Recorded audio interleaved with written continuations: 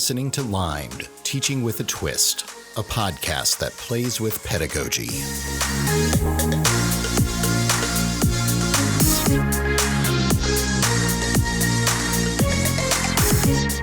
What makes a mentoring conversation actually work? Is it the advice, the agenda, the frequency of meetings, or is it something more subtle? In this episode of Limed, Teaching with a Twist, I'm joined by Katia Levintova from the University of Wisconsin-Green Bay and Mario Sto from the University of Maryland, Baltimore County, to talk about their multi-institutional research about mentoring moves. Their team set out to identify what successful mentors actually say and do, and how students experience those same interactions. Their international collaboration found 7 distinct conversational moves that contribute to positive relationships and student growth. If mentoring is one of the most important things we do in higher education, how might becoming more intentional about our moves change the experience for students? I hope you enjoy the episode. I'm Matt Whitstein.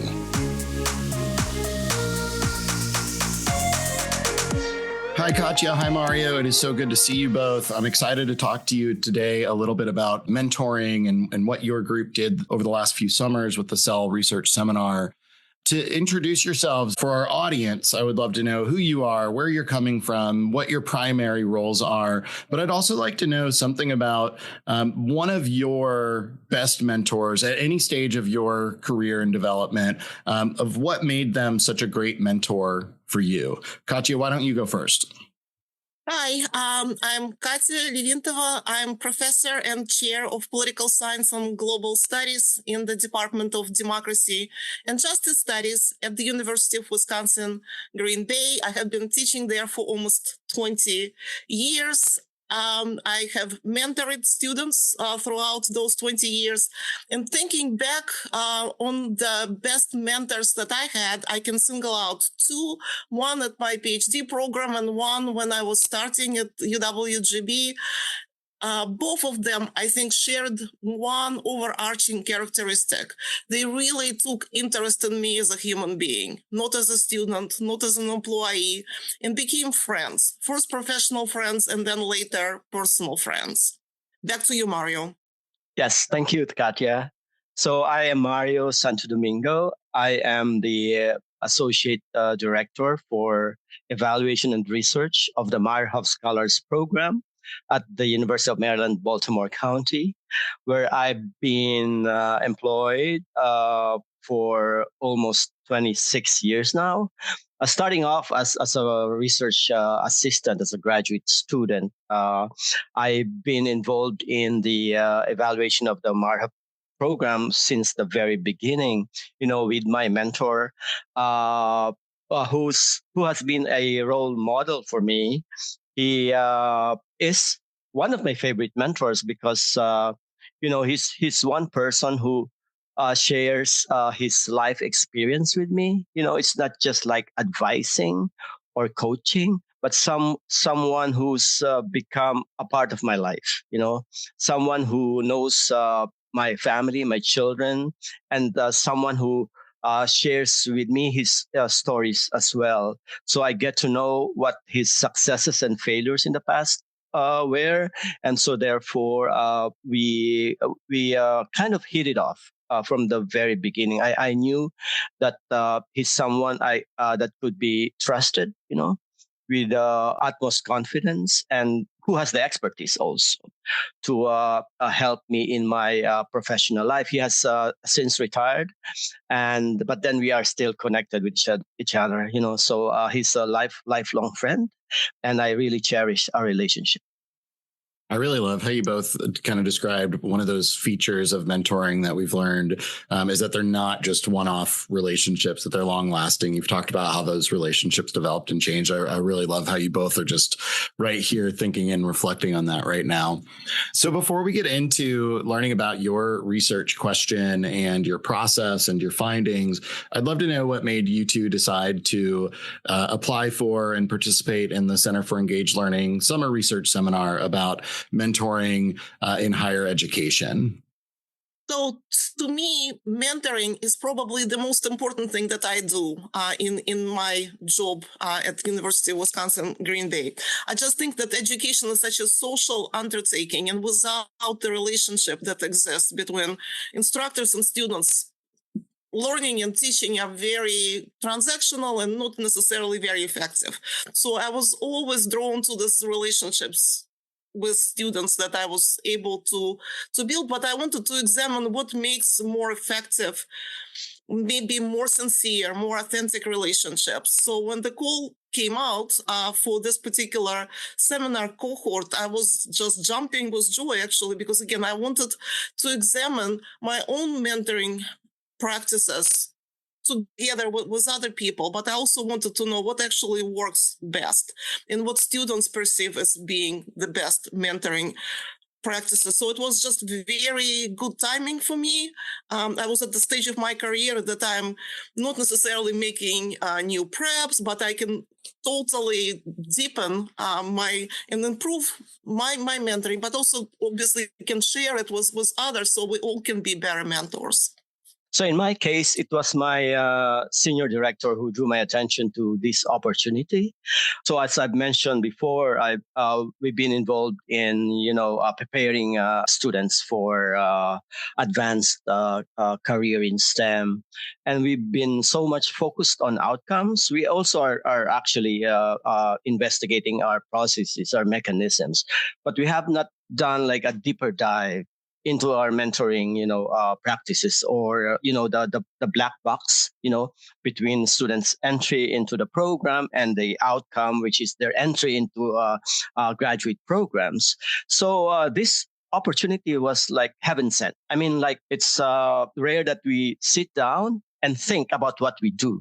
And this time we were able to articulate, and we were able to think, for 3 successive summers, what is it actually that mentoring does, and how is a successful mentoring possible? What are the elements of successful mentoring? In my case, I'm very much particularly interested in mentoring STEM students, but our team was able to actually put together our ideas into a more coherent general a framework for how we see successful mentoring would be. So to orient our audience a little bit to how the summer seminars work, that first summer we were kind of all thrown into a large group where we're learning some of the basics, exploring what our interests are, exploring what each other's interests are. And then we were broken up into smaller groups. And I'm just curious, as your group, the Queen Bees, as you were known as, what was your research question, and how did you sort of come up with it as a group? I will start by saying that our group, and Mario and I actually consulted with them before our podcast today. So our group was really, really coherent, and we worked so well together. We just had those skills and expertise that was completely complementary and supportive of each other. So the process of getting to our research question, which is, what do successful mentors say and do to promote the sense of belonging and awareness of strengths in students? That naturally leads to better campus engagement, the sense of belonging on campus, and many other very important outcomes for students beyond just the mastery of content. So we came to this question this first summer through a lot of conversations, but very productive conversations, thinking about what should we examine given our kind of career goals, our places at our universities, our own research interests, our own teaching and mentoring interests. And our group was just so wonderful. It was very international. We had scholars from Belgium. I'm obviously in international faculty. We had people from research intensive universities, from private teaching focused campuses, like Mario and myself are kind of teaching focused and research oriented universities, public universities, private universities. So it was a lovely process of getting to know each other, but in the process also honing on what is our one common denominator, examining those particular conversational moves, what mentors say and do that promote student success beyond just the mastery of content. I guess I'll just mention the names of the universities represented in our team, which are Elon University, Methodist University, University of Maryland, Baltimore County, where I'm from, University of Wisconsin, Green Bay, where Katia is from, University of California, Santa Barbara, and University of Liege in Belgium. So we are really a multidisciplinary, competency team, So as Katia mentioned, we are bringing various skill sets, into this team, both quantitative, qualitative research experiences and, different demographics of our students. So they all came together and we were able to fashion, a methodology that would answer the research questions that Katia mentioned. So following, our conversations, we decided to design a qualitative research to collect data from interviews with both mentees and mentors to answer the question what those conversation moves are and what their outcomes may be. That is a perfect transition because I wanted to ask you, what was your methodology? And I would love more detail of how you actually studied that question. So how did we get to learning what the moves are? But then also you just mentioned how effective were they? I can start with that. So from our general question of what the conversation moves that, successfully or are effective with students, we decided to do interviews with both mentees and mentors. We actually used the literature first to score, what it says about what effective mentoring looks like, particularly for underserved students. And when we say underserved, those are first generation students. Those are students from low income groups. Those are students from underrepresented minority groups.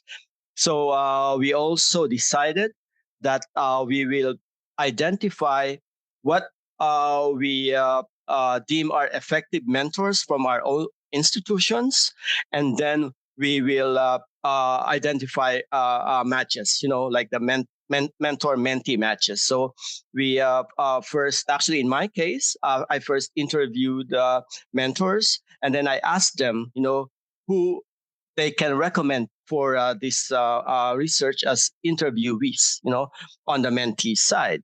So we did that. We also prepared our protocol, the list of questions from, the literature, from our own experiences. And we came up with that protocol. We had the protocol approved by our own institutional review boards. And then we did it. We did, set up the interviews, and we can talk later about, how many those we got, in terms of mentors and mentee pairs. And maybe Katia can continue, our methodology story. That was actually the most delightful part of our methodology, just talking to our colleagues and hearing their stories and their views on how you build trust. How do you encourage students? How do you make sure that they have a sense of belonging? How do you make people, especially people like first-generation students, for example, aware of their own strengths, that they have nobody to compare it to, like in their family and maybe amongst their immediate friends.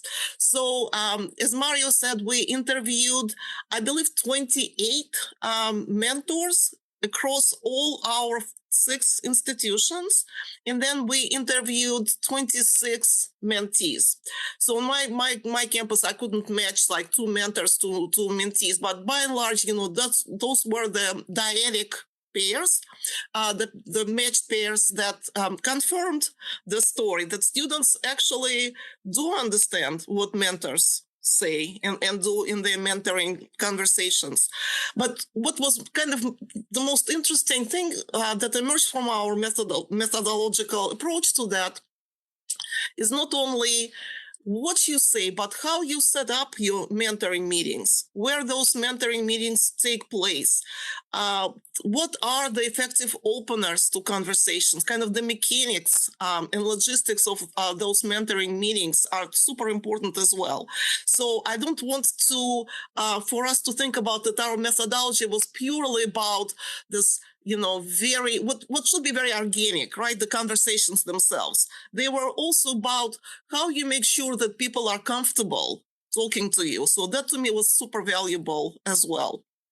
So when you conducted these interviews, you had sort of these pairings, and I just want to be clear that you interviewed the mentors separately from the mentees. So you're getting their individual perspectives and none of that power dynamic shift. I'd love to hear about some of the questions that you actually asked the mentors and the mentees, maybe not the full list, but maybe just a few of the ones to give our audience a sense of what did you actually ask them? So I think we started each conversation with the question, how long and what capacity people do mentoring. So that emerged that the mentors that we interviewed on average have mentored for 7.5 years. So they were super experienced. But we asked them the questions, how often do you hold mentoring meetings? What is the modality? Do you follow up with your mentees? Where do you have your mentoring meetings? What are the spaces in which mentoring occurs? But then we went into more substantive questions. What do you say and do to promote trust? What do you say and do to make sure that students experience sense of belonging? What do you do to promote their self-awareness of their academic and social skills and things like that? And then we kind of ended up with some demographic questions to help us identify maybe there are some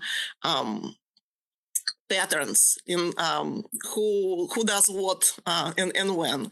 But the interviews, I think, lasted for about an hour in each case. Mentors' interviews were longer because they could elaborate on mentoring.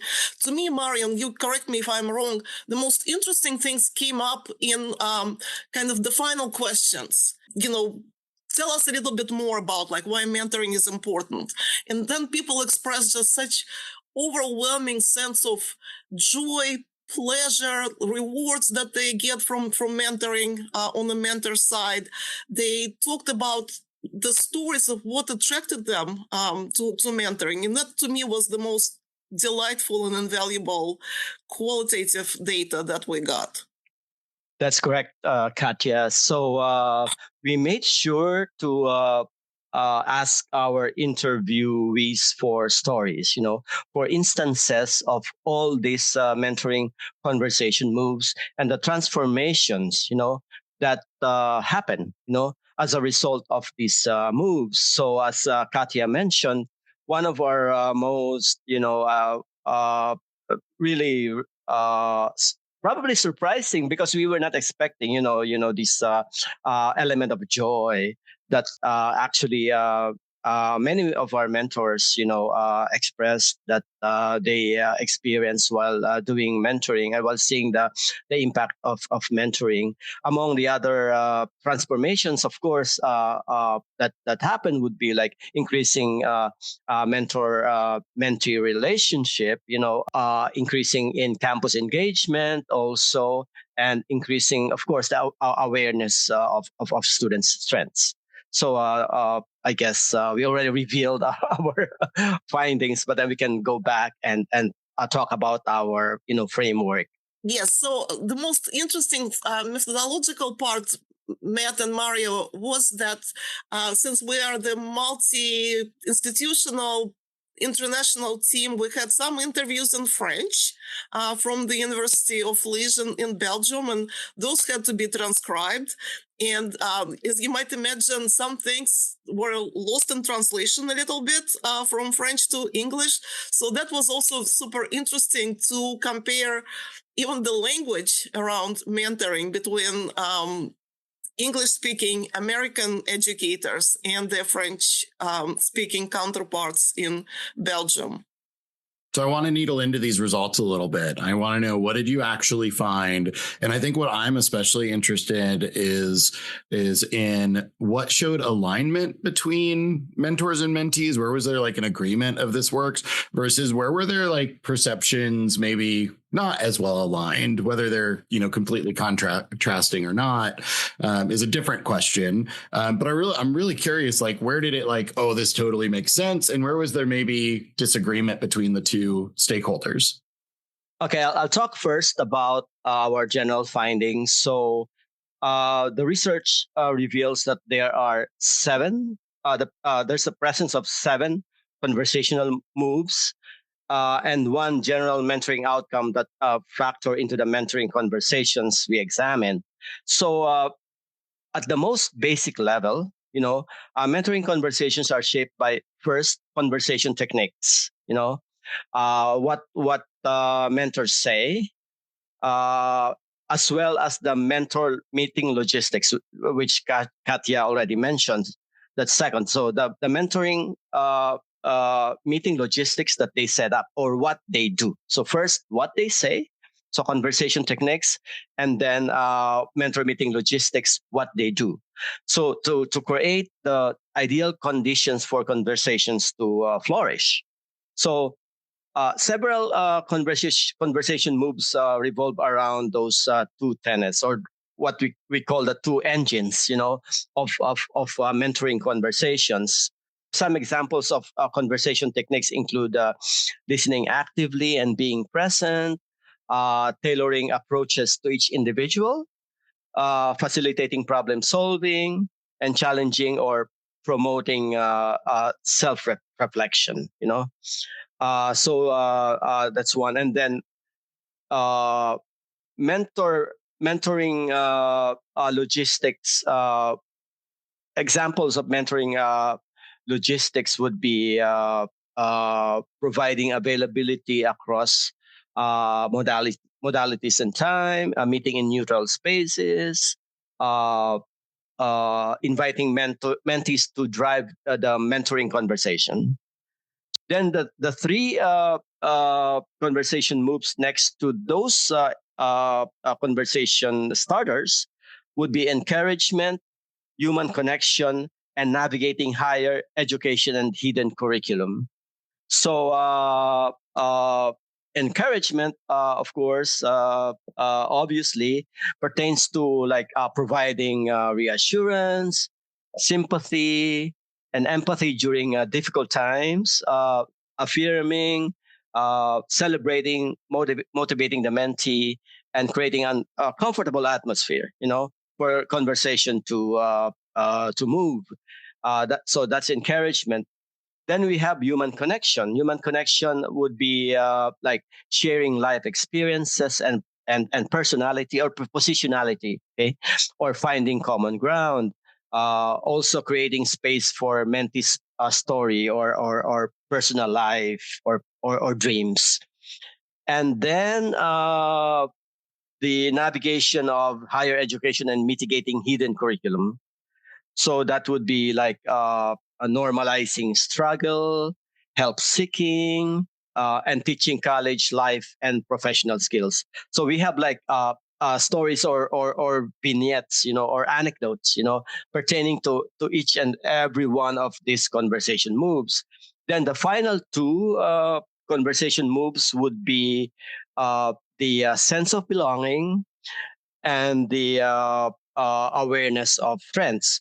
So sense of belonging would be like repeating explicit messages of belonging. So this is what the mentors say, supporting mentees in finding community, promoting on-campus presence and engagement, and connecting students to resources for needs and opportunities to grow. On the other hand, awareness of strengths would be would involve, for example, reframing weaknesses, articulating students' strengths, and recognizing identities or positionalities as valuable. So instead of taking a deficit-based approach, we see, that mentoring has to actually be able to reframe, this what the students see as their weaknesses as could actually be a basis, for actually surfacing student strengths and using these strengths as their tools for academic success or professional success, for that matter. So, Katia, I'm really curious if there were spots that students felt one way and mentors felt a different way. So, did anything come up? So that's a very interesting question. So in no code that we identified, there was like a strong disagreement that, let's say, mentors report that they promote the sense of belonging, and students are saying that they do not hear that message at all. However, there were three particular area of codes which was statistically significant positive correlation between what mentors are saying and what mentees are hearing. So those are conversation techniques, which are those kind of the effective openers, having humor, kind of diffusing the tension, maybe having food in your office, or, if students coming with their children, maybe there are some toys for the children to have, having kind of, again, a very down-to-earth demeanor, disarming students with humor, as I said. So that was a very strong sense of agreement that mentors are reporting that and students are confirming that this is effective. Number two is students' perception of how encouraging a mentor is. So mentors are saying that they definitely are serving as cheerleaders for students. They definitely tell them how to deal with difficult situations and things will get better, and maybe giving them strategies how to overcome difficult situations, but also celebrating student successes together with students. And students overwhelmingly agree that this is what they hear from their most effective mentors. And finally, the third area of the strongest statistically significant agreements is awareness of strengths. So students are appreciative of mentors reframing maybe potential weaknesses into strengths, telling them that not all strengths are purely academic, that we can have the strength of resilience, or maybe the strength of being a very supportive student or being a leader. So those kind of conversations are very much confirmed as being very effective by the students. Among the conversation moves that we see, there may be not much of alignment. I could see from our data, one would be connecting students to resources, and that's understandable. The mentees, almost no one, mentioned that particular move, and that's because probably the mentors, are very much conscious of that they need to connect the students to resources.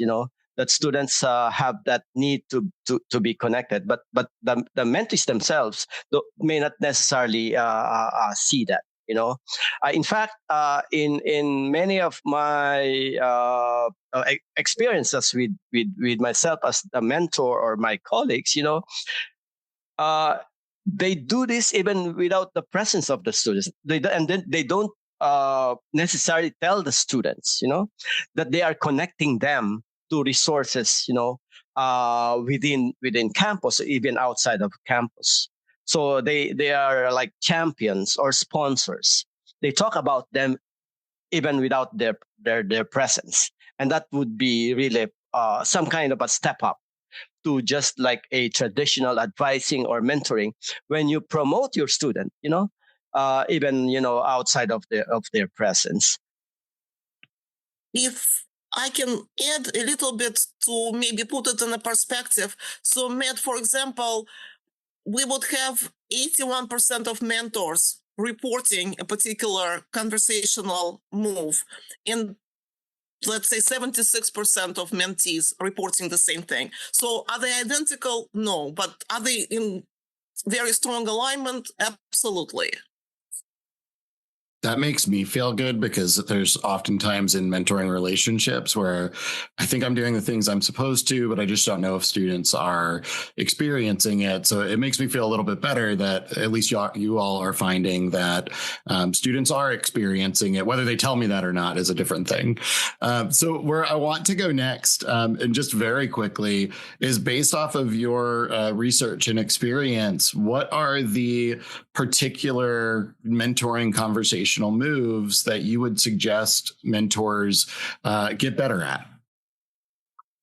There's one particular mentoring move, like mentoring in the moment, that I think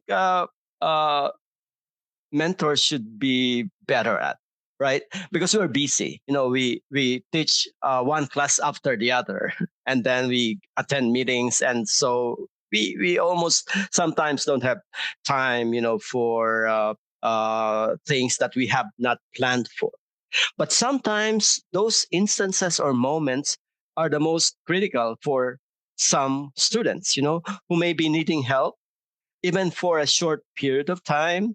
And it's critical that we know what to say, or how to approach, as students who may be starting to disclose something to us that may be helpful for us to understand them.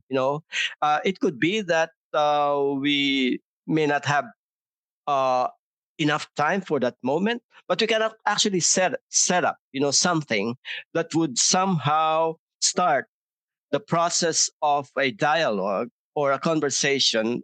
So take that opportunity to connect with the students, especially when they're trying to connect with you, right?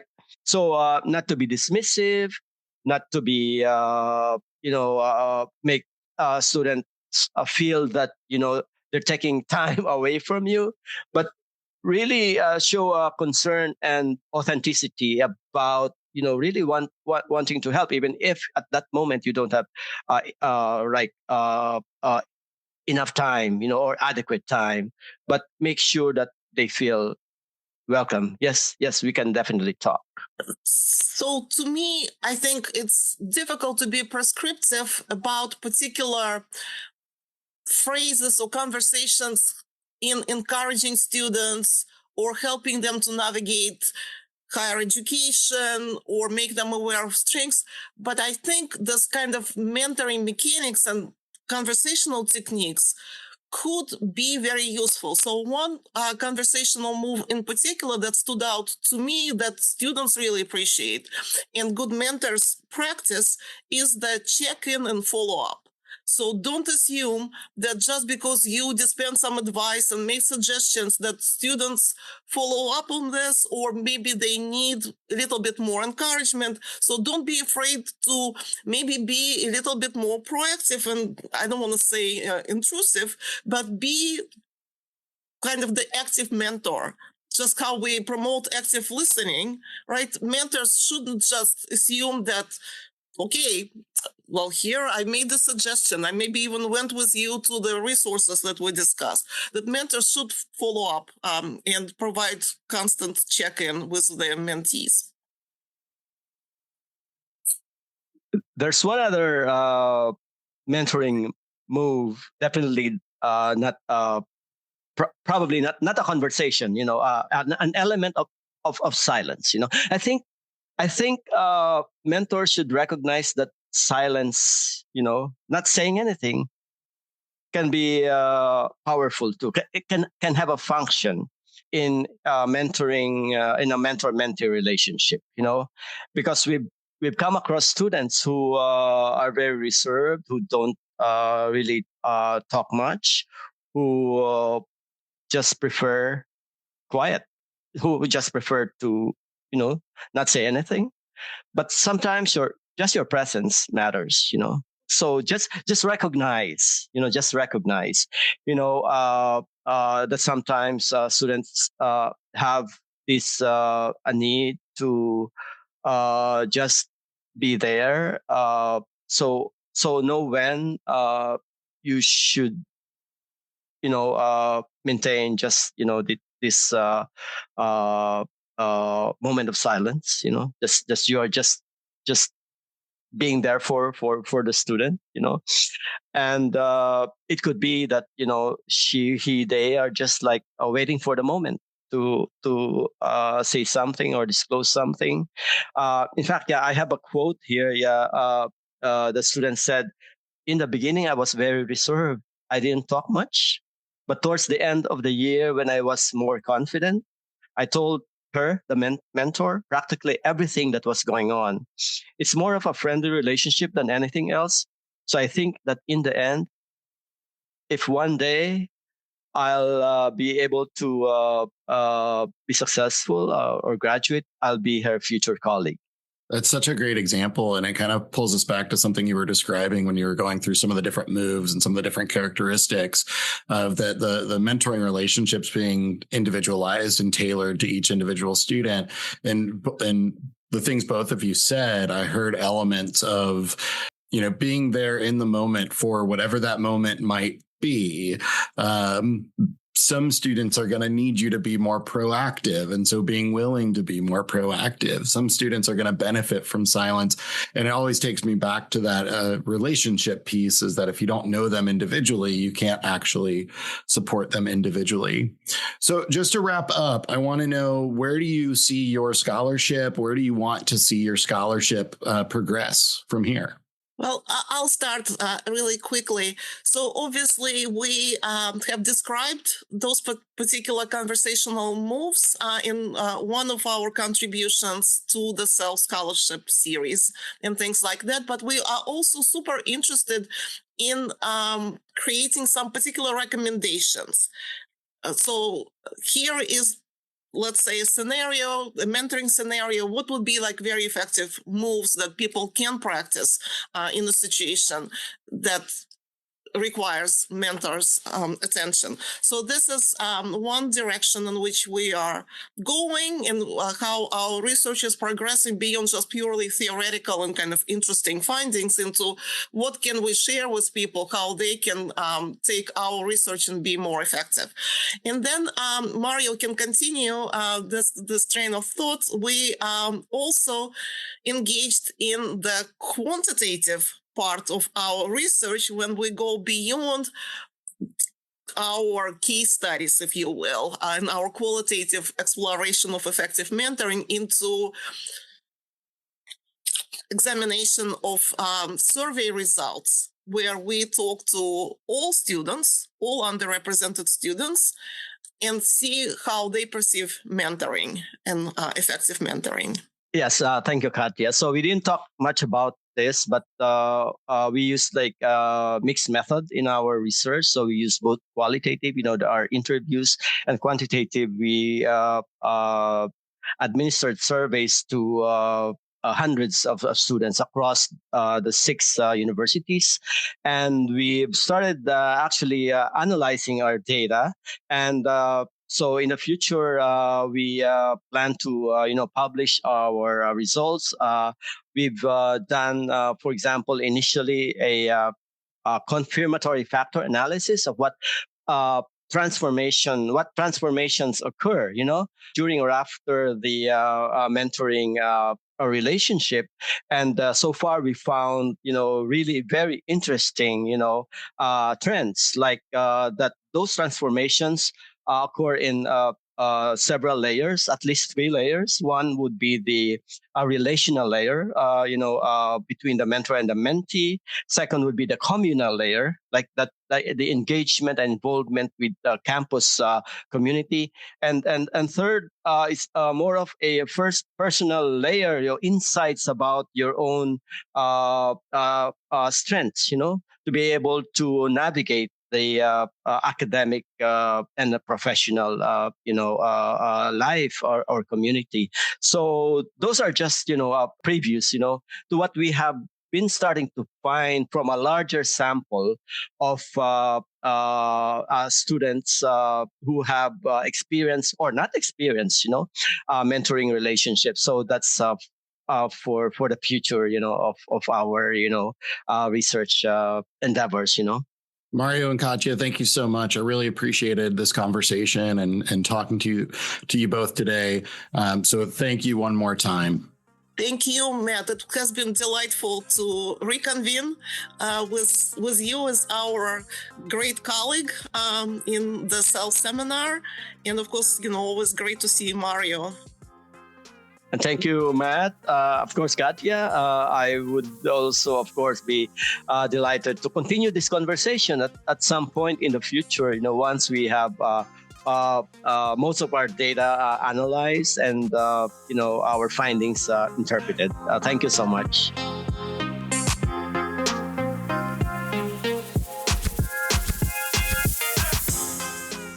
Limed, Teaching with a Twist is a podcast produced in collaboration with the Center for Engaged Learning at Elon University. For more information, including show notes and additional engaged learning resources, visit www.centerforengagedlearning.org. Limed, Teaching with a Twist is a creation of Matt Wittstein, Associate Professor of Exercise Science at Elon University.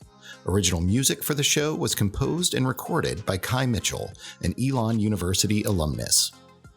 If you enjoy our podcast, please take a few moments to subscribe, rate, review, and share our show. We aim to bring insightful and relevant content to educators each month, and we would love to hear from you. If you're interested in being a guest on the show, do not hesitate to reach out. Our most updated information can be found on the Center for Engaged Learning website. Thanks for listening, and keep it zesty.